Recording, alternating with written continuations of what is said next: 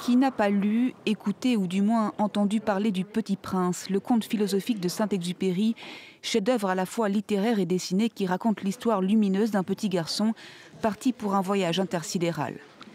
Le Petit Prince, écrit à New York en 1942, a été publié aux États-Unis en français et en anglais l'année suivante. La maison Gallimard l'éditera en France en 1946. Plusieurs centaines de dessins, aquarelles et manuscrits sont sortis de leur collection américaine qui les détient et les protège depuis 1968 et sont présentés pour la première fois à Paris, au Musée des Arts Décoratifs.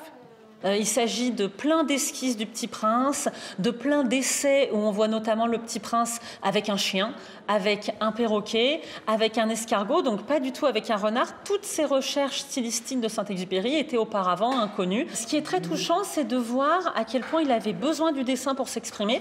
À l'origine, c'est un écrivain, c'est aussi un aviateur. Et là, on le découvre dans l'exposition comme un dessinateur. L'écrivain et aviateur, disparu lors d'une mission en Méditerranée en 1944, n'a pas connu le succès planétaire de son conte. À ce jour, on recense 498 langues et dialectes de son Petit Prince, et les dernières en date sont inédites. On a aussi des éditions du Petit Prince dans des langues qui sont parlées par très peu de monde, comme le bashkir, qui est une langue d'un peuple russe, ou le Rapa-Nui, qui est la langue de l'île de Pâques. Et c'est la dernière traduction du Petit Prince connue aujourd'hui.